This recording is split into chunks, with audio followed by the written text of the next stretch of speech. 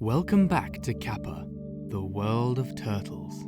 This is a speculative evolution project involving a distant planet populated almost exclusively by the descendants of the alligator snapping turtle. If you haven't yet watched the previous videos in the series, I would recommend you do so first for the full experience. But if you have, enjoy.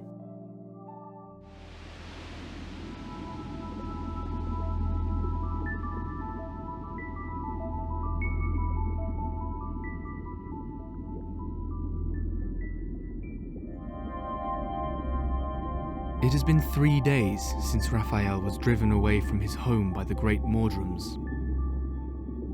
Luckily, the wounds he sustained in combat were minor, and he is healing well. He has reached a shallower, wider, but slower moving portion of the great river he calls home. Bottom-dwelling aquatic plants grow thickly around him in the sediment-filled waters, clambering upwards towards the surface to drink in Kappa's storm-stifled sunlight. These rapidly growing green harpoons are spear lilies. They push through the dense vegetation near the riverbed with a hardened tip, before unfurling their dinner plate-sized leaves at the surface. Interlacing the murky water, thick fronds of tendril myriophyllum and the roots of oversized aquatic milkweeds provide ample shelter for an abundance of aquatic life. Around Raphael, shoals of small, shimmering triops flit about. Their shells have a reflective luster that acts as camouflage, confusing predators in much the same way as shoaling fish.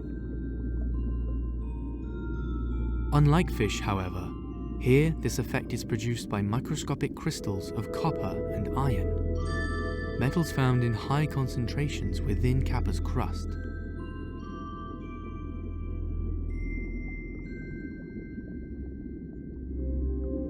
They are meager prey for Raphael, and his lazy lunges lack any real predatory intent. Perhaps he is simply playing.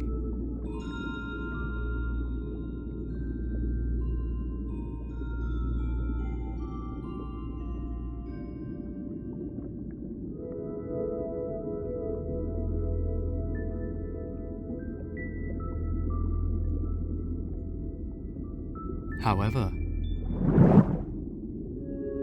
for this strange new predator,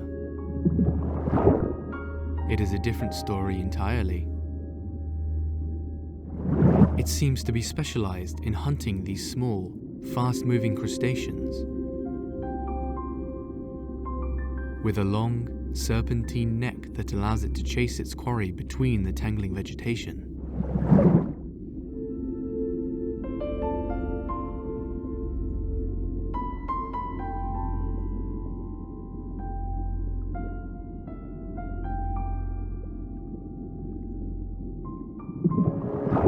As it darts away,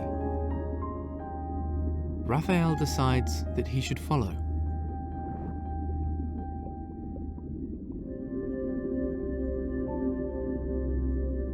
He is unusually curious for a turtle.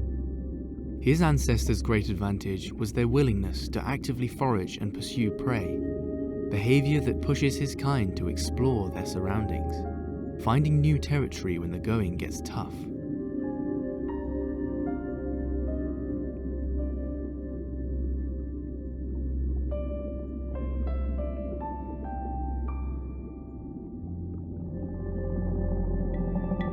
Above him looms the boat-sized shell of a male Nohu, taking a breath from the surface.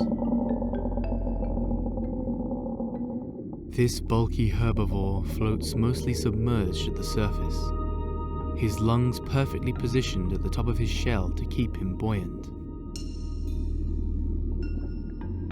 To fuel his size, he must eat constantly, browsing on the abundant aquatic plants of this wide section of the riverbed.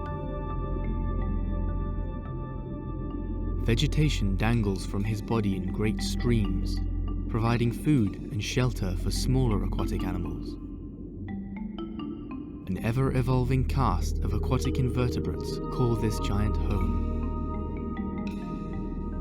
Cleaner triops pick off parasitic river ticks, while tiny, beetle-like triops scrape off algae from his skin. Limpet-like creatures attach themselves to his hide with short, powerful legs, using modified antennae to strain microscopic food particles from the water. Upon his raft-like shell, unique organisms are entirely dependent on this giant's kind for their survival. Specialized orchids cling to his armor, feeding unique species of butterflies with their sweet nectar. The crags and crevices in his shell provide perfectly sheltered places to lay their eggs. Their tiny caterpillars feed on mosses and algae before they pupate into butterflies and start the cycle all over again.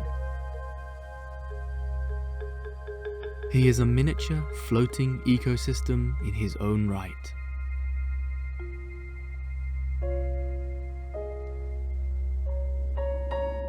The snake-necked predator that Raphael followed here is actually the female of this strange species. Nohus exhibit an extreme form of sexual dimorphism. In order to reproduce, females must lay their eggs on land, and are therefore relatively small and nimble, no more than 2 meters long. They are active predators, hunting small, fast-moving prey. With their setup, the males are freed from the constraints of life on land, and have grown utterly enormous. Males can weigh as much as 5 tons.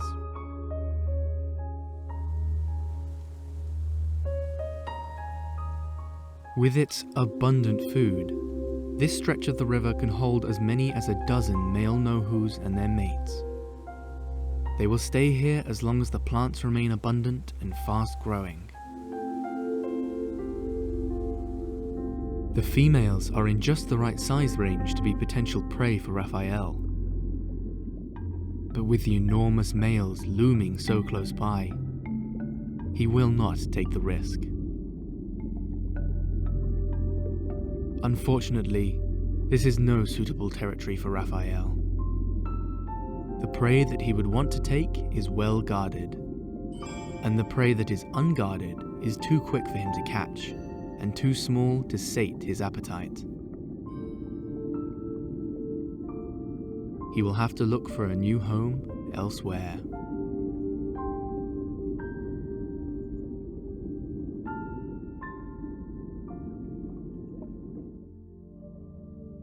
Thanks for watching, everyone.